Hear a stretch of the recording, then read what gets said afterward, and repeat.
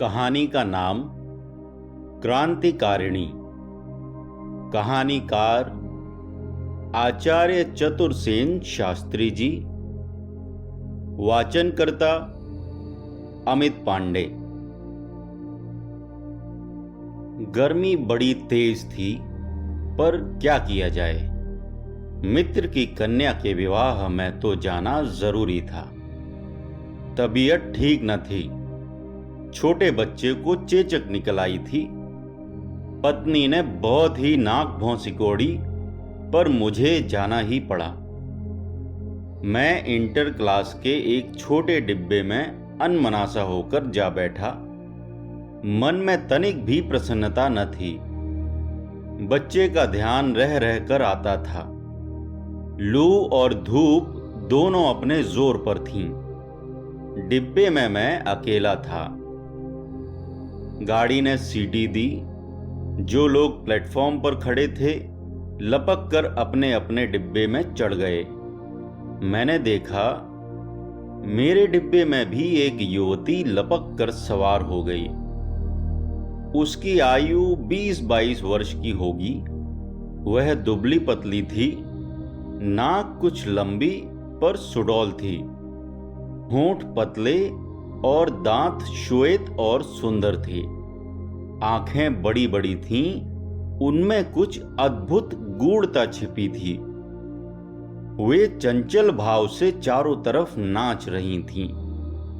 साधारणतया वह एक साधारण युवती दिखलाई पड़ती थी, पर ध्यान से देखने पर यह स्पष्ट हो जाता था कि वह कुछ दिन पूर्व सुंदर रही होगी। अब भी वह सुंदर थी, पर अब चिंता और कठोर जीवन ने उसके उठते हुए यौवन को जैसे झुलसाकर विद्रूप कर डाला था। मैं बारंबार उसे कनखियों से देखने लगा। मन में कुछ बुरा भाव न था, पर वह कुछ अद्भुत सी लग रही थी। मुझे इस तरह घूरते देखकर वह कुछ विचलित हो उठी। वह बारंबार खिड़की से बाहर मुंह निकालकर देखती थी, मानो उसके मन में यह हो रहा था कि स्टेशन आए और वह उतरकर भागे। मैं अपनी हरकत पर लज्जित हुआ। वह थोड़ी देर में स्थिर हुई और कुछ रोष भरी दृष्टि से मेरी ओर देखने लगी। मैंने भौंककर जेब से एक अंग्रेजी दैनिक निकाला और पढ़ने लगा। हठात अंग्रेजी के संक्षिप्त और तीखे किंतु मृदुल शब्द कान में पड़े। उसने पूछा था, कहां जा रहे हैं? शुद्ध अंग्रेजी में उच्चारण सुनकर मैंने अचकचाकर उसकी ओर देखा। वह तीव्र दृष्टि से मेरी ओर ताक रही थी। वह दृष्टि एक बार बलात् मेरे हृदय में घुस गई। मैं कांप गया। क्यों, यह नहीं कह सकता। मैंने कुछ शंकित स्वर से कहा, मेरठ, आप कहां जाएंगी? मानो मेरा प्रश्न उसने सुना ही नहीं। उसने फिर पूछा, आप वहीं रहते हैं? अपने प्रश्न का उत्तर न पाना मुझे अच्छा नहीं लगा, पर मैंने संयम से कहा, नहीं, मैं दिल्ली रहता हूं। वहां मैं एक मित्र के यहां शादी में जा रहा हूं। मैंने देखा इस उत्तर से उसे कुछ संतोष हुआ और उसके चेहरे का भाव बदल गया। इस बार उसने कोमल तथा विनम्र स्वर में पूछा, आप दिल्ली में क्या काम करते हैं? मैं वकील हूं। यह उत्तर सुनकर वह कुछ देर चुप रही। फिर उसने कहा, क्षमा कीजिए, मैं वकीलों से घृणा करती हूं, परंतु आप एक सज्जन आदमी प्रतीत होते हैं। उसकी इस दबंगता पर मैं हैरान हो गया, पर मैं उसकी बात का बुरा न मान सका। स्वीकार करता हूं, एक प्रकार से उसका रुआब मुझ पर छा गया। मैंने अत्यंत नम्रता से पूछा, क्षमा कीजिए, यदि हर्ज न हो तो आप अपना परिचय दीजिए। मेरा परिचय कुछ नहीं है, पर आप चाहें तो मुझे कुछ सहायता दे सकते हैं। मैं कुछ सोच ही न सका। मैंने उतावली से कहा, बहुत खुशी से। मैं यदि कुछ आपकी सहायता कर सका तो मुझे आनंद होगा। उसने बिना ही भूमिका के कहा, मैं केवल एक दिन आपके मित्र के यहां ठहरना चाहती हूं। मेरे मित्र मेरठ के प्रसिद्ध रईस हैं। उनका वहां अपना घर है, बहुत भारी कोठी है। इस युवती को वहां ठहराने में कोई बाधा न थी। मेरे मुंह से निकलना चाहा कि अवश्य, पर मैं सोचने लगा, यह इतनी निर्भीक, तेजस्विनी और अद्भुत युवती कौन है? एकाएक मेरे मुंह से कुछ बात न निकली। वह कुछ देर चुपचाप मेरी तरफ देखती रही। कुछ क्षण बाद मैंने पूछा, परंतु आपका परिचय? उसने रुष्ट होकर कहा, परिचय कुछ नहीं। और वह मुंह फेरकर फिर गाड़ी के बाहर देखने लगी। न जाने क्यों मैं अपने आप को धिक्कारने लगा। मैंने सोचा अनुचित बात कह डाली। मुझे किसी युवती का इस प्रकार परिचय पूछने का क्या अधिकार है? पर एकाएक किसी अपरिचित युवती को मैं किसी के घर में क्या कहकर ठहरा सकता हूं? उस युवती का कुछ ऐसा रुआब मेरे ऊपर सवार हुआ कि मैंने अपनी कठिनाई बड़ी ही अधीनता से उसे सुना दी। उसने उसी भांति तीक्ष्ण दृष्टि से मेरी ओर ताकते हुए स्थिर स्वर से कहा, इसमें कठिनाई क्या है? वे लोग आपका परिचय पूछेंगे। कहिए बहन है, दूर के रिश्ते की हैं, ये भी चली आई हैं। विवाह समारोह में तो स्त्रियां विशेष उत्सुक रहती ही हैं। मैं अब अधिक नहीं सोच सका। मैंने कहा, तब चलिए, वह एक प्रकार से मेरा ही घर है, कुछ हर्ज नहीं। पर अब तो आप बहन हुई ना, अब तो परिचय दीजिए। परिचय का नाम सुनकर फिर उसकी त्योरियों में बल पड़ गए और वह रोष में आ गई। उसने अत्यधिक रूखे स्वर में कहा, 3 बार तो कह चुकी हूं महाशय, परिचय कुछ नहीं। अब मुझे कुछ भी कहने का साहस न हुआ। वह भी नहीं बोली, चुपचाप गाड़ी से बाहर ताकती रही। गाजियाबाद आ गया। मैंने बातचीत का सिलसिला शुरू करने के विचार से पूछा, आपको कुछ चाहिए तो नहीं? नहीं। उत्तर जैसा संक्षिप्त था वैसा ही रूखा भी था। ऐसी अद्भुत स्त्री तो देखी नहीं। मैंने सोचा बड़ा बुरा किया जो ठहराने का वचन दिया। न जाने कौन है, पर कोई भी हो, शिक्षिता है और बुरे विचारों की भी नहीं है। अवश्य कोई कुलीन स्त्री है। कुछ खानगी कारणों से यहां आई होगी। अंग्रेजी पढ़ी लिखी लड़कियां ऐसे ही उद्दत हो जाती हैं। मैं यह सोच ही रहा था कि 5-6 आदमी डिब्बे में चढ़ाए। इनमें एक पुलिस का दारोगा भी था। 2 खुफिया पुलिस के सिपाही थे। दारोगा ने युवती की सीट पर बैठकर पूछा, आप कहां जाएंगी? वह बोली नहीं। दारोगा साहब ने साथ के कांस्टेबल से कुछ संकेत किया और फिर पूछा, आपने सुना नहीं? मैंने आपसे ही पूछा है, आप कहां जाएंगी? इस बार उसने दारोगा की ओर घूमकर देखा और शुद्ध अंग्रेजी में कहा, क्या आप टिकट चेकर हैं या रेल के कोई कर्मचारी? आप क्यों पूछते हैं और किस अधिकार से? इसके बाद उसने मेरी ओर देखकर कुछ कोपपूर्ण स्वर में शुद्ध हिंदी भाषा में कहा, तुम चुपचाप बैठे तमाशा देख रहे हो और यह आदमी बिना कारण मुझसे सवाल पर सवाल करता जा रहा है। इस बेशर्म को स्त्रियों से फालतू बातचीत करते जरा भी शर्म नहीं आती। मैं चौंक पड़ा। दारोगा मेरी ओर जिज्ञासा भरी दृष्टि से देखने लगा। दो और भद्र पुरुष जो डिब्बे में आ गए थे, वे भी युवती के इस करारे उत्तर से चमत्कृत हो गए। मैंने संभल कर कहा, वह मेरी बहन है। हम लोग मेरठ एक शादी में जा रहे हैं। आप क्या जानना चाहते हैं? दारोगा एकदम झेंप गया। वह शायद मुझे जानता था। युवती ने एक क्षण मेरी ओर देखा, उसके होंठ कांपे और फिर वह खिड़की के बाहर ताकने लगी।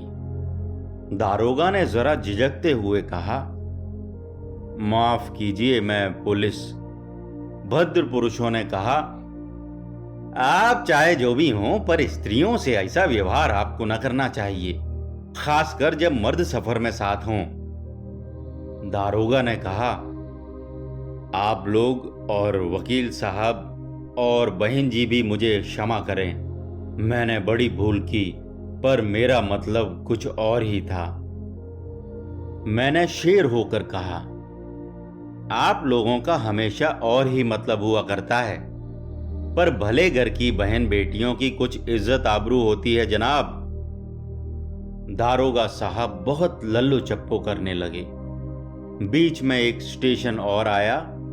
मैं अभी तक दारोगा जी को डांट रहा था।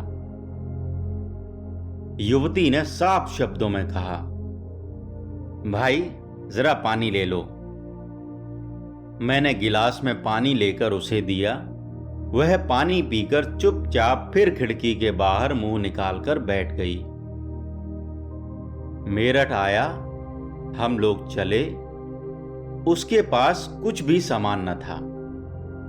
वह काले खद्दर की एक साड़ी पहने थी और एक छोटी सी पोटली उसके हाथ में थी।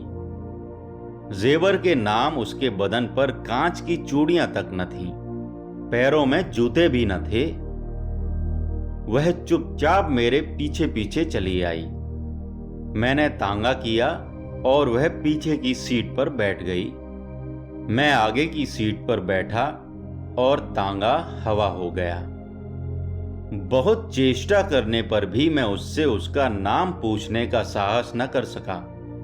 मैं सोचता था, वहां कोई नाम पूछेगा तो बताऊंगा क्या, पर फिर भी पूछ न सका। मित्र का घर आ गया और मैंने उसे बहन कहकर भीतर भिजवा दिया। उसने जाते जाते कहा, अवकाश पाकर आप 1 घंटे में मुझसे मिल लें। मैंने स्वीकृति दी और वह चली गई। 1 घंटे बाद मैं भीतर उससे मिलने गया। वह स्नान आदि से निवृत्त हो तैयार बैठी थी। मुझे देखते ही उसने कहा, एक टैक्सी मेरे वास्ते ला दीजिए, मुझे कहीं जाना है। मैंने सोचा, मेरठ जैसे छोटे से शहर में इसे टैक्सी में कहां जाना है। मैंने कुछ दबी जबान से कहा, तांगे से भी तो काम चल जाएगा। उसने रुखाई से कहा, नहीं, टैक्सी चाहिए। अजब औरत थी। जरा सी बात मन के विरुद्ध हुई नहीं कि उसके नेत्रों और चेहरे पर रुखाई आई नहीं। मैंने टैक्सी मंगाने नौकर को भेज दिया। अब मेरे मन में एक बात आई, इसे कुछ रुपए भी खर्च को देने चाहिए, पर कहूं कैसे? नाराज हो जाए तो? इसका जैसा वेश है, उसे देखते तो दरिद्र मालूम होती है। कोई सामान तक पास नहीं। मैं पशोपेश में पड़ा कुछ सोच ही रहा था, एकाएक उसने कहा, एक कष्ट और आपको दूंगी। मैंने समझा अवश्य कुछ रुपया मांगेगी। मैंने जेब से मनी बैग निकालते हुए कहा, कहिए। उसने अपने हाथ की पोटली खोली और एक बंडल निकालकर मेरे हाथ में थमा दिया। देखा, नोटों का गट्ठर था। 100-100 रुपए के नोट थे। मैं अवाक रह गया। उसने सहज भाव से कहा, 15,000 रुपए हैं, इन्हें जरा रख लीजिए। कहीं रास्ते में गिर गिरा पड़े हैं, कहां कहां लिए फिरूंगी। मेरा तो सिर चकराने लगा। स्त्री है या माया मूर्ति, कपड़े तक वदन पर काफी नहीं और 15,000 रुपए हाथों में लिए फिरती है और बिना गवाह प्रमाण मुझ अपरिचित को सौंप रही है, मानो रद्दी अखबारों की गट्ठर हो। मैंने कहा, ठहरिए, रकम को इस भांति रखना ठीक नहीं। उसने लापरवाही से कहा, मैं लौटकर ले लूंगी, अभी तो आप रख लीजिए। जिस लहजे में उसने कहा, मैं अब टाल मटोल न कर सका। काठ की पुतली की भांति नोटों का बंडल हाथ में लिए विमूढ़ बना खड़ा रहा। टैक्सी आई और वह लपक कर उसमें बैठ गई। एक क्षीण मुस्कुराहट उसके मुख पर आई। उसने टैक्सी से मुंह निकालकर कहा, एक बात के लिए माफ कीजिएगा, मैंने रेल में आपको तुम कहा था। आवश्यकतावश ही यह अनुचित घनिष्ठता का वाक्य कहना पड़ा था। वह मानो और भी खुलकर मुस्कुरा पड़ी। उसकी सुंदर मोहक दंत पंक्ति की एक रेखा आंखों में चौंध लगा गई। दूसरे ही क्षण मोटर आंखों से ओझल हो गई। 3 दिन बीत गए, न वह आई न उसका कुछ समाचार ही मिला। तीनों दिन मैं एकटक उसकी बाट देखता रहा, न सोया न खाया न कुछ किया। कब विवाह हुआ और कब क्या हुआ मुझे कुछ स्मरण नहीं। मानो 1000 बोतलों का नशा सिर पर सवार था। छाती पर नोटों का गट्ठर और आंखों में वह अंतिम हास्य। बस उस समय मैं इन्हीं 2 चीजों को देख और जान सका। मित्र हैरान थे, पर मैं तो मानो गहरे स्वप्न में मग्न था। तीसरे दिन डाक से एक पत्र मिला। उसमें लिखा था, भाई मुझे क्षमा करना, अब मैं आपसे नहीं मिल सकती। वे रुपए जो आपको दे आई हूं, मेरठ षड्यंत्र केस में खर्च करने को वहां के माननीय अभियुक्तों की राय से उनके वकीलों को दे दीजिए। मैं इसी काम के लिए मेरठ गई थी। आपसे मिलकर अनायास ही मेरा यह काम हो गया। रुपया इस पत्र के पाने के 24 घंटे के भीतर ठिकाने पर पहुंचा दीजिए, वरना जो लोग इसकी निगरानी के लिए नियत हैं वे इस अवधि के बाद तत्काल आपको गोली मार देंगे। सावधान, दगा या असावधानी न कीजिएगा। इस पत्र के उत्तर की आवश्यकता नहीं, रुपया ठिकाने पर पहुंचते ही मुझे तत्काल उसका पता लग जाएगा। आपकी धर्म बहन। एक बार पत्र पढ़कर मेरा संपूर्ण शरीर कांप उठा और पत्र हाथ से गिर गया। इसके बाद मैंने झटपट झुककर पत्र को उठा लिया। भय से इधर उधर देखा, कोई देख तो नहीं रहा। मेरी आंखों में आंसू भर आए। मैं नहीं जानता क्यों। मैंने पत्र को एक बार चूमा और फिर आंखों और माथे से लगाया। इसके बाद उसे उसी समय जला दिया। नोटों का बंडल अभी भी मेरी जेब में था। रुपए मैंने किसे दिए वह प्राण देकर भी मैं किसी को नहीं बताऊंगा। हां, इतना अवश्य कह देता हूं कि मैं इस काम से निपटकर शीघ्र ही दिल्ली चला आया, पर कई दिन तक कचहरी न जा सका। ऐसा मालूम होता था मानो शरीर की जान सी निकल गई हो। एक दिन संध्या समय मेरे नौकर ने कहा, कुछ लोग बहुत आवश्यक काम से आपसे भेंट करना चाहते हैं। बैठक में जाकर देखा तो वही दारोगा जी थे। उनके साथ सुपरिंटेंडेंट पुलिस और सीआईडी इंस्पेक्टर भी थे। देखते ही मेरे देवता कूच कर गए। देखा सारा मकान घेर लिया गया है, किंतु मैंने जरा रूखे स्वर से पूछा, कहिए क्या बात है? दारोगा जी ने थोड़ा हंसकर कहा, कुछ नहीं, जरा आपकी बहन जी से एक बार मुलाकात करके उनसे कुछ पूछना है। क्षण भर के लिए मेरे शरीर में खून की गति रुक गई। पर वकीली दिमाग ने समय पर काम दिया।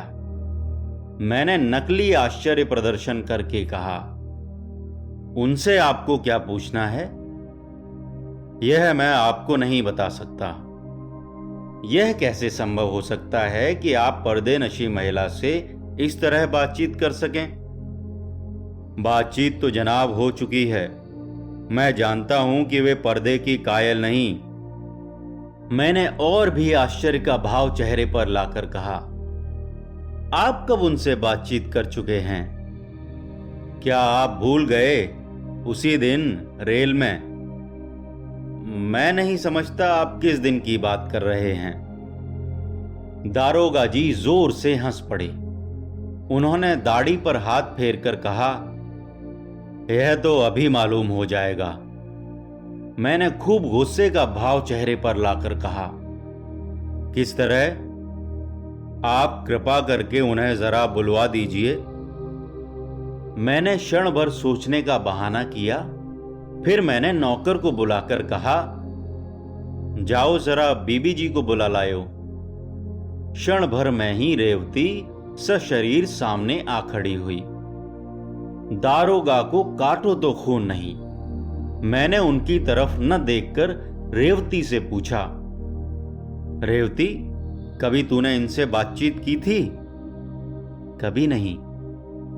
दारोगा जी ने घबराकर कहा, ये वे नहीं है साहब। मैंने रेवती को जाने का इशारा करके कहा, जनाब, मैं आप पर हतक का दावा करूंगा।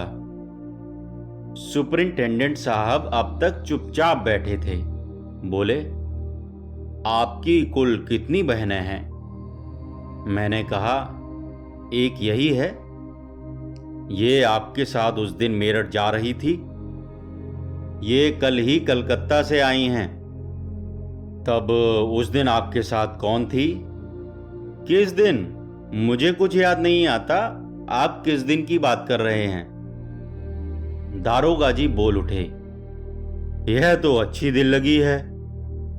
मैंने कहा, जनाब, दिल लगी के योग्य मेरा आपका कोई रिश्ता नहीं है। सुपरिंटेंडेंट साहब झल्ला उठे। बोले, आपके मकान की तलाशी ली जाएगी। यह वारंट है। मैंने और भी गुस्से और लाचारी का भाव दिखाकर कहा, विरोध करना फजूल है। आप जो चाहें सो करें। मैं कानूनी कार्रवाई कर लूंगा। 6-7 घंटों तक तलाशी होती रही। पुलिस ने सारा घर छान डाला। खींचकर सुपरिंटेंडेंट साहब बाहर निकल आए। मैंने भी खूब रोष दिखाकर कहा, जनाब, अब आप जरा तलाशी पर अपनी रिपोर्ट भी लिख दीजिए। सुपरिंटेंडेंट साहब मेरी ओर घूरने लगे, पर मैंने बाजी मार ली थी। वही धवल दंत पंक्ति मेरी आंखों में प्रकाश डालकर हृदय में साहस का संचार कर रही थी। सुपरिंटेंडेंट साहब ने कहा, क्या आप उस स्त्री के विषय में कुछ भी नहीं बताएंगे? किस स्त्री के संबंध में? जो उस दिन आपके साथ मेरठ जा रही थी। किस दिन? सुपरिंटेंडेंट साहब चुपचाप होंठ चबाते रहे। दारोगा जी झेप रहे थे, बड़बड़ा भी रहे थे। सुपरिंटेंडेंट साहब ने हैट उठाकर कहा, बहुत अच्छा, अभी तो हम जाते हैं, लेकिन बेहतर था आप सब बता देते। मैंने जोर से मेज पर हाथ पटक कर कहा, कल ही मैं आपसे इस अपमान का जवाब तलब करूंगा।